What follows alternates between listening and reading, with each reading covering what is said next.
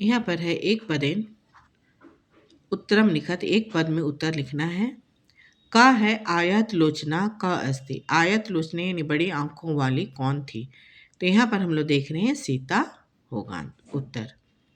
खा में है सा कम दादर्श, वह किसको देखती है? तो यहाँ पर उत्तर होगा ग्रीदम। गा में है खगोतमा की दृषि गिरीम बेजहारा, यानी खगोतमा यानी उत्तम पक्षी जो है किस तरह की वाणी में है जो कि वो कहता है? तो शुभराम यानी कि शुभ वाणी में कहता है। घा में है जटायु काभ्याम रावणस्य गात्रे वर्णम चकार, यानी कि जटायु जो है किससे है? जो कि रावण के शरीर में है जो कि घाव करता है। तो तीक्ष्ण नखा भयाम चरणाभ्याम, यानी कि तीक्ष्ण नाखून के चरणों से। अंगा में है अरिंदम खगाधीपा कति बहुन व्यप्रत, यानी कि शत्रुनाशक खगाधीपा यानी पक्षी श्रेष्ठ जो है कितने बाहु को है जो कि क्षतिग्रस्त करता है? तो यहाँ पर हो जाएगा 10। दूसरा में है अधोलिखिता नाम प्रश्नानाम उत्तराणी संस्कृत भाषाया लिखत। संस्कृत भाषा में उत्तर लिखना है, जिसमें का है जटायु पश्य इति का वदति। जटायु देखो, इस बात को कौन कहता है? तो जटायु पश्य इति सीता वदति, इसको सीता कहती है। खा है जटायु रावणम किम कथयति। जटायु जो है रावण से क्या कहता है? तो जटायु रावणम कथयति यत नीचामति परदाराभि सर्वनाथ निवर्त्य धीरा तत् न सम आचरित यत परा विगृत, यानी यहाँ पर रावण को कहती है कि अपने नीच बुद्धि को प्राय स्त्री के दोष से क्या करो? तुम हटा लो। निवर्त्य यानी हटा लो। धीर पुरुष को यानी वीर पुरुषों को न सम आचरित, इस तरह का आचरण नहीं करना चाहिए। यत परा विगृत, जिसे कोई दूसरा उसका निंदा करे। गा में है क्रोधवशात रावणा किम कर्तुम उद्धता अभवत। क्रोध में भर कर रावण जो है क्या करने के लिए तैयार हो जाता है? तो क्रोधवशात रावणा तलेन जटायु हंतुम उद्धता अभवत। क्रोध के कारण है जो कि रावण है जो कि तलवार से जटायु पर आक्रमण करने के लिए तैयार हो जाता है। घा है पतंगेश्वरा रावणस्य की दृशम चापम सा सारम व्यभत। पतंगेश्वरा यानी कि पक्षी श्रेष्ठ जो रावण के किस तरह के चाप को और धनुष को है जो उन्होंने तोड़ डाला?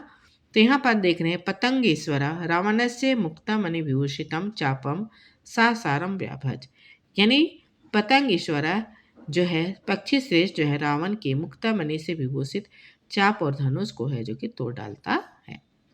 अंगा में है जटायु केन वाम बहु दस्यति, यानी जटायु जो है किसके बाएं भुजा को है जो कि दस्ता है? तो यहाँ पर हम लोग देख रहे हैं जटायु जो है केन यानी किससे है जो कि करता है? तो टुंडेन वाम बहु दस्यति, यानी कि चोट से है जो कि उसकी भुजा को वो दस्ता है यानी छिन्न भिन्न करता है। यहाँ पर हम लोग देख रहे हैं उदाहरण अनुश्रित दिया है, नीनी प्रत्यय दिया हुआ है। यहाँ पर गुण है, अगर नीनी प्रत्यय लगाते हैं तो गुणीन हो जाता है। उसी तरह से यहाँ पर देख रहे हैं का में कवच है, नीनी प्रत्यय है तो यहाँ पर कवचीन हो जाएगा।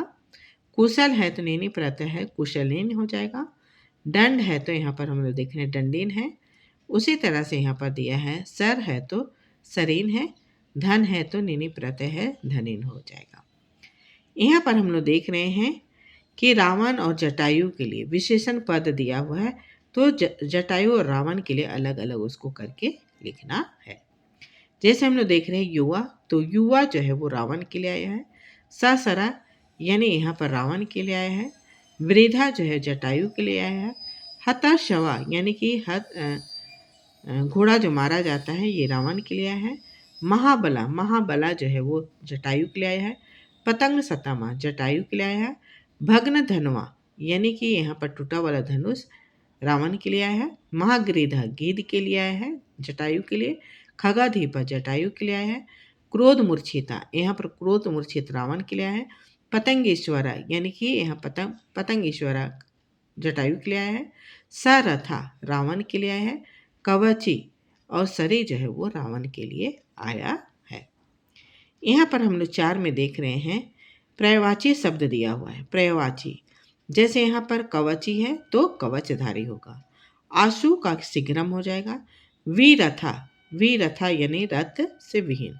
पपात, पपात मतलब आपतत। और भूवि मतलब पृथ्वी व्याम। और पतंग सतमा, पतंग सतमा यानी पक्षी श्रेष्ठ होगा।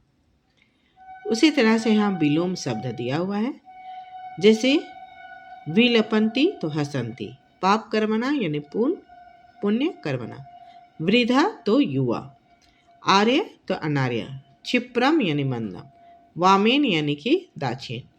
उसी तरह से है राक्षस इंद्रेन यानी कि देव इंद्रेन, विग्रेत यानी कि निंदा करना तो प्रशंसित, अतिक्रम्य अनतिक्रम्य।